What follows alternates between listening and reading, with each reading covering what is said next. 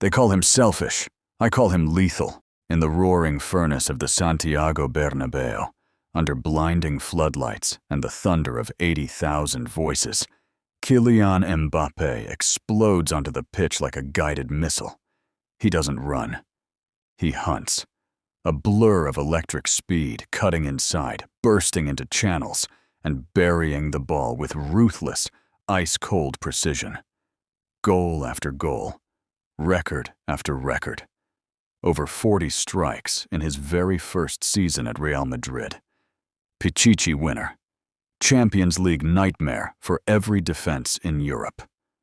One single player has turned a team of superstars into his supporting cast, while carrying the entire weight of a football empire on his lightning-fast shoulders. But not everyone is cheering. Behind the glory, the knives are sharpening.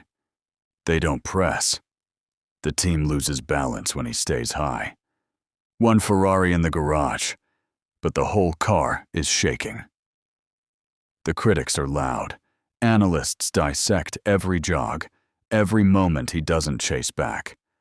Dressing room whispers grow into tension. Fans debate. Headlines scream. Is Kylian Mbappé a luxury superstar who only shows up when the spotlight is brightest? Or is he the ultimate predator, still waiting for the right general to unlock his full, terrifying potential? Enter José Mourinho, the special one, the master of turning chaos into trophies, the man who has never been afraid of monsters with big egos and even bigger talent. While others point fingers at Mbappe's defensive shortcomings, Mourinho sees something else entirely. He sees destiny. He sees fear in the eyes of opponents.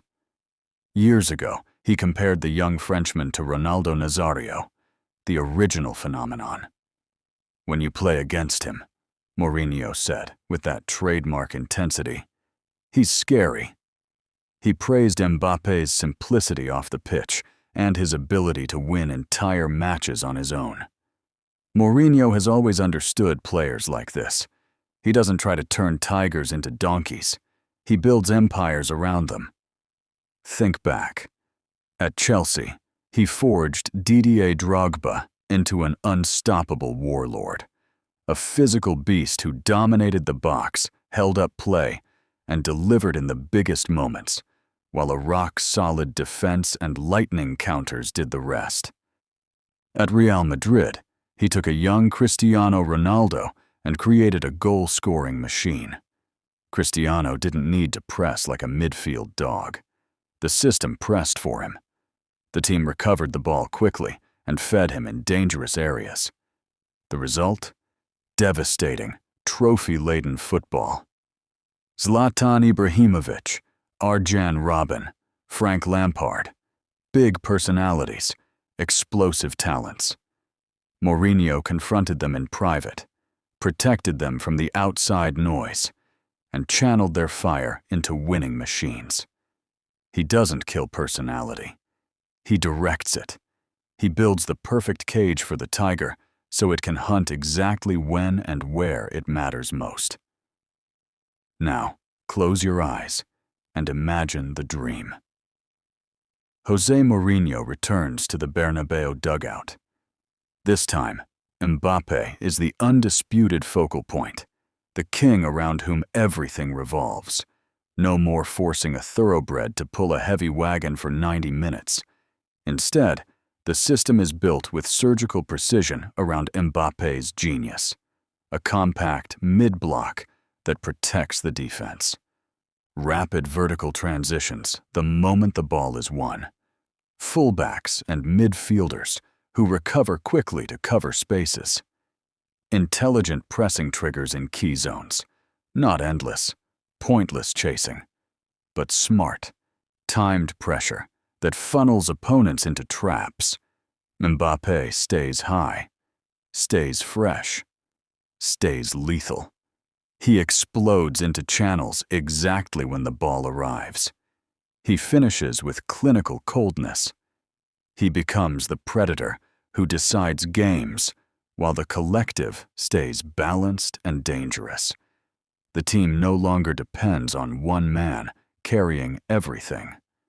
The superstar finally gets the protection and service his talent deserves. Goals flow like a river. Balance returns. Big nights in Europe feel inevitable. Trophies pile up. This conversation is not new. At PSG, manager Luis Enrique once delivered a passionate, almost desperate message to Mbappé. He called him a phenomenon, a world-class talent, then challenged him like a father.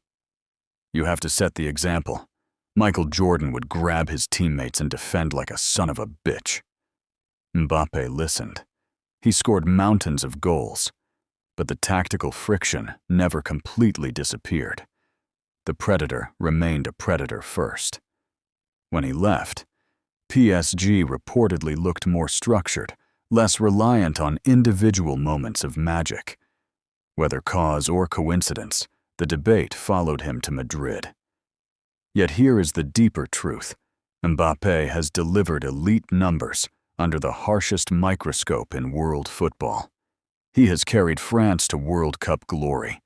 He has shattered records at PSG.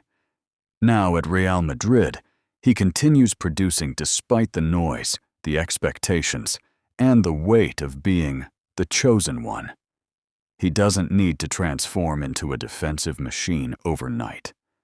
What he needs is a manager who understands exactly when to shield him, when to demand more, and when to set him completely free. Mourinho was right from the very beginning. Mbappé is not the problem. He is the solution waiting for the right general.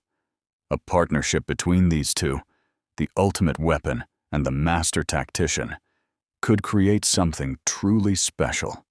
Something that doesn't just win trophies, but dominates eras. Something that makes Europe tremble again. The football world is watching closely. The pressure at Real Madrid keeps rising. The spotlight never fades.